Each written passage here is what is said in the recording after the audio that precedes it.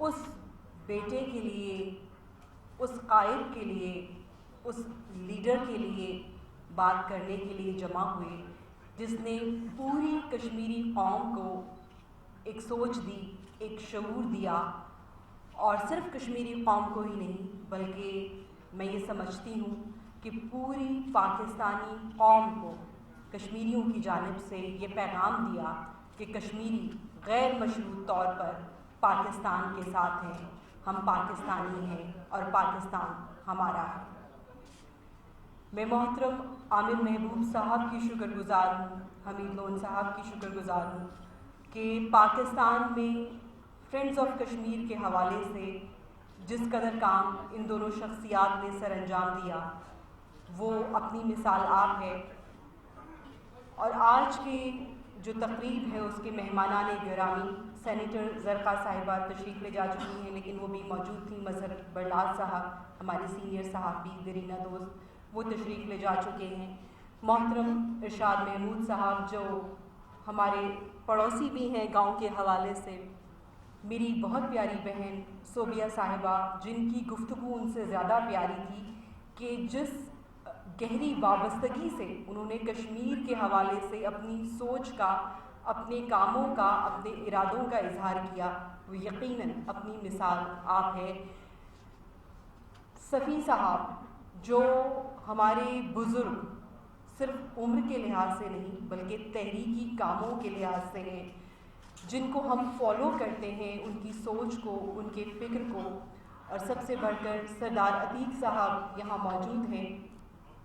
میں جناب فخر امام صاحب کو اپنی کتاب سلگتے چنار دکھا رہی تھی جس میں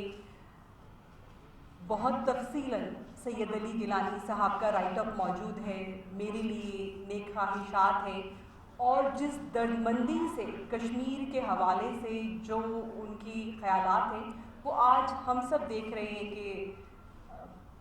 ہم سب کو پریکٹیکل ہوتے نظر آ رہے ہیں۔ عتیق صاحب موجود تھے، اور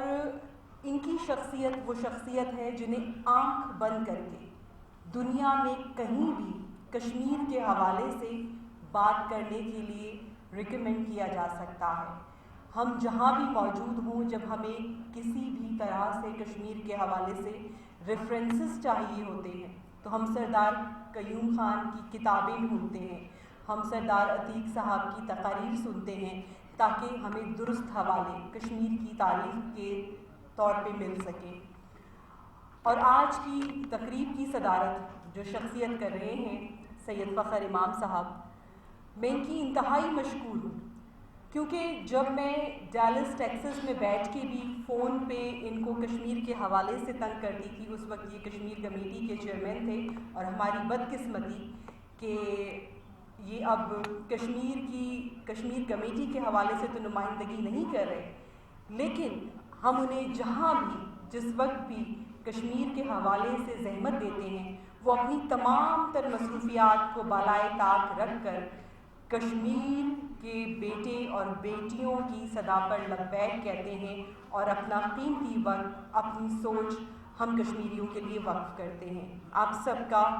بہت بہت شکریہ کہ آپ سب لوگ یہاں موجود ہیں، اور یقیناً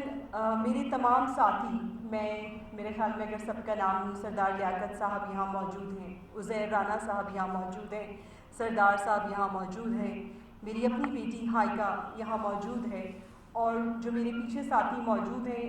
ان سب کا میں فرداً اگر نام لوں تو شاید بہت وقت ہو جائے، لیکن آپ سب کا بہت شکریہ۔ افضل بٹ صاحب گفتگو کر کے یہاں سے چلے گئے، لیکن یقیناً میں چاہتی تھی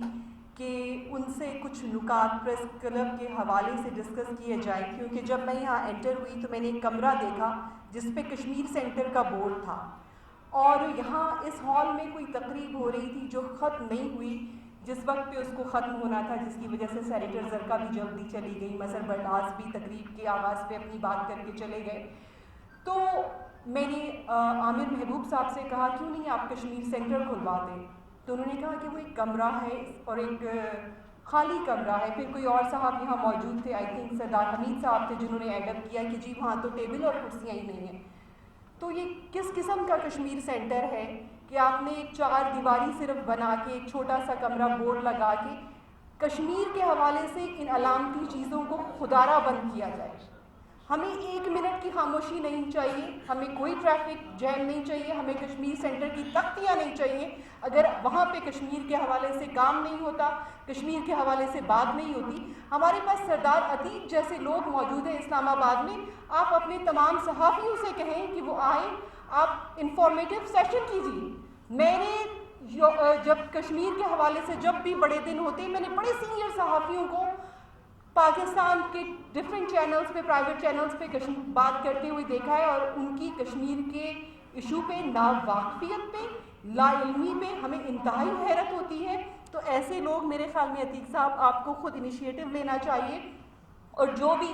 آپ کو وہاں ٹیبل چاہیے, کرسیاں چاہیے, میں فرینڈز آف کشمیر کی جانب سے آپ کو ڈونیٹ کروں گی, ہم وہ کشمیر سینٹر اڈاپٹ کریں گے. آپ افضل بٹ کو میرا پیغام پہنچائیں, اور ایسی نابغہ روزگار شخصیت ہمارے درمیان موجود ہے, اور ہمارے بہت سارے لوگوں کو کشمیر کے حوالے سے بہت معلومات کی ضرورت ہے. آج ایک ایک پاکستانی اپنے کشمیری بھائیوں کے ساتھ ہے, اپنی کشمیری بہنوں کے ساتھ ہے, لیکن گزشتہ ادوار میں, گزشتہ حکومتوں میں جب پارلیمانی رکن بھیجے گئے مختلف ممالک میں, تو سوشل میڈیا پہ جو ان کے انٹرویوز تھے وہ مضحکہ خیز تھے. لوگ ان کو لطیفے کے طور پہ شیئر کر رہے تھے کہ کشمیر کے حوالے سے ان کی کیا معلومات تھی. اور میں معذرت چاہوں گی کہ اگر میری کچھ باتیں آپ کو تلخ لگیں, لیکن چونکہ ہم بیرون ممالک میں ہوتے, اور جو باتیں میں آج آپ سے یہاں کھڑے ہو کے اس ہال میں کر رہی ہوں, شاید ہم باہر جا کے نہ کر سکیں, کیونکہ ہم اسی سید علی گیلانی کے پیروکار ہیں جو پاکستان سے بلا مشروط محبت کرتے. لیکن وہاں پہ ہمیں بہت شفاف اور بے رحم دنیا کا سامنا کرنا پڑتا ہے, ایسے لوگوں کا جو ہمیں پاکستان سے کمیٹڈ ہونے کی سزا دینا چاہتے ہیں.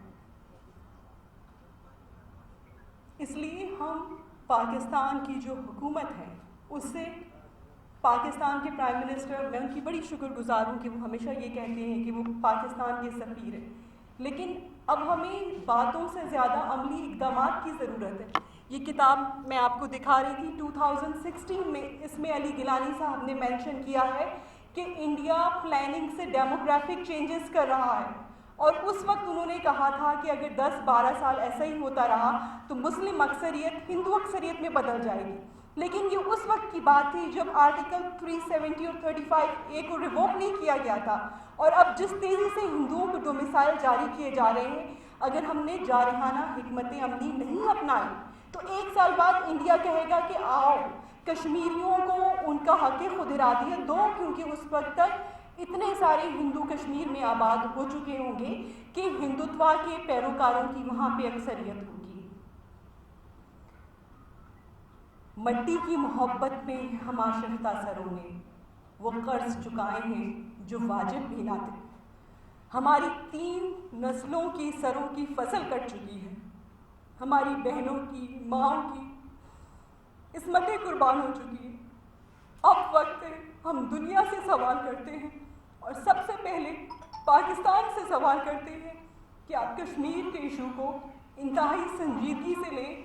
یہ صرف وزارتیں بانٹنے کا مسئلہ نہیں ہے کہ اگر آپ نے اپنے ایک سیاسی کارکن کو, سیاسی لیڈر کو اکوموڈیٹ کرنا ہے تو آپ اسے امور کشمیر کی وزارت دے دیں. اگر آپ نے اپنے ایک اور اہم کارکن کو اکوموڈیٹ کرنا ہے تو آپ اسے کشمیر کمیٹی کی چیئرمین شپ دے دیں. آپ کشمیر کمیٹی کو ایک مقدس جگہ جانیں, آپ وزارت امور کشمیر کو ایک مقدس مقام جانیں جہاں ان شہیدوں کے لہو کے حوالے سے آواز بلند کرنے والا موجود ہونا چاہیے, جہاں آپ کو سیٹوں کی جنگ جیت کر سیاسی تمغے دینے والا کوئی شخص ہم کشمیریوں کو قابل قبول نہیں ہے. اور فخر امام صاحب یہاں موجود ہیں, صوبیہ صاحبہ یہاں موجود ہیں. میرے خیال میں یہ بہت اہم آوازیں ہیں. فخر امام صاحب کتنے ادوار میں وفاقی وزیر رہے ہیں, انہوں نے سیاسی زندگی کے تمام مد و جزر دیکھے ہیں. میرے خیال میں اگر یہ ہمارے جذبات پہنچا سکیں پاکستان کے اہل اقتدار تک تو ہمیں بہت خوشی ہوگی. اور کشمیری ڈائسپورا بغیر کسی مدد کے, میں آپ کو یہاں کھڑے ہو کے بتا رہی ہوں کہ ہمیں کسی کونسلیٹ سے, ہمیں کسی ایمبیسی سے کوئی مدد کسی قسم کی نہیں ملتی. ہم اپنی مدد آپ کے تحت کشمیر کے لیے آواز بلند کر رہے ہیں, کرتے ہیں اور کرتے رہیں گے. اور ہمیں کسی کی مدد چاہیے بھی نہیں اگر وہ مسئلہ کشمیر سے کمیٹڈ نہیں ہے، لیکن ہمیں اس مقام تک نہ پہنچایا جائے جس طرح کشمیر کی باوقار قوم کے ایک باز ضمیر بیٹے عامر محبوب کو یہاں کھڑے ہو کے کہنا پڑا، شکوہ کرنا پڑا۔ اور عتیق صاحب نے کہا کہ گزشتہ بھی پہلے ایسے ہوا جب سردار ابراہیم صاحب کی وفات ہوئی۔ تو یہ چھوٹے چھوٹے شکوے ہیں جو ہم اپنوں سے یہاں کھڑے ہو کے آپ سے کر سکتے ہیں، بیرون دنیا میں نہیں۔ اور سید علی گیلانی کی وفات پر کچھ اشعار جو میں نے کہے تھے وہ آپ سب کی نظر کرنا چاہتی ہوں۔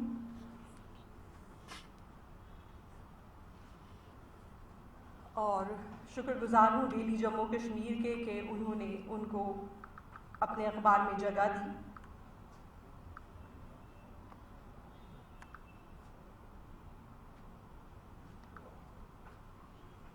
سید علی گیلانی کی رحلت پر کشمیریوں کی دل کا سہارا چلا گیا، کشمیریوں کی دل کا سہارا چلا گیا، سورج چلا گیا، وہ ستارہ چلا گیا، جو تھا بسا ہوا میری وادی کی آنچ میں، جو تھا بسا ہوا میری وادی کی آنچ میں، وہ گل بدن وہ حسن شرارہ چلا گیا، جس نے بتایا تھا فرق سیاہ اور سفید کا، جس نے بتایا تھا فرق سیاہ اور سفید کا، وہ آئینہ ہمارا تمہارا چلا گیا، آواز میں تھا جس کی صداقت کا بانک پن وہ، آواز میں تھا جس کی صداقت کا بانک پن وہ، سازِ زندگی کا اشارہ چلا گیا، جس نے صدا لگائی تھی ظلمت کے بحر میں، جس نے صدا لگائی تھی ظلمت کے بحر میں، وہ بازی حیات کو ہارا چلا گیا، جو وادی ستم میں بلا کا خطیب تھا، جو وادی ستم میں بلا کا خطیب تھا، کشمیر کا لگا کے وہ نعرہ چلا گیا، جو آب بہہ رہا ہے چناروں کے آس پاس، جو آب بہہ رہا ہے چناروں کے آس پاس، آب بے مثال کا وہ دھارا چلا گیا، جس نے کیا لباس رعونت کو تار تار، جس نے کیا لباس رعونت کو تار تار، جو چیرتا تھا ظلم کو آرا چلا گیا، وہ رت جگے جو صبح کی روشن دلیل تھے، وہ رت جگے جو صبح کی روشن دلیل تھے، ان رت جگوں کا بامِ نظارہ چلا گیا، آزادیوں کا خواب لیے سوئے آسماں، آزادیوں کا خواب لیے سوئے آسماں، آدابِ زندگی کا شمارہ چلا گیا، گیلان سے چلا تھا کشمیر کے لیے، گیلان سے چلا تھا کشمیر کے لیے، وہ بن کے راہ حق کا ستارہ چلا گیا، زندہ رہے گا نام علی کا ابد تلک، زندہ رہے گا نام علی کا ابد تلک، جس نے ہمیں سنوارا نکھارا چلا گیا، گریہ اگر کرے نا غزالہ تو کیا کرے، جب وادی چنار کا پیارا چلا گیا، کشمیریوں کی دل کا سہارا چلا گیا، سورج چلا گیا، وہ ستارہ چلا گیا۔ بہت شکریہ۔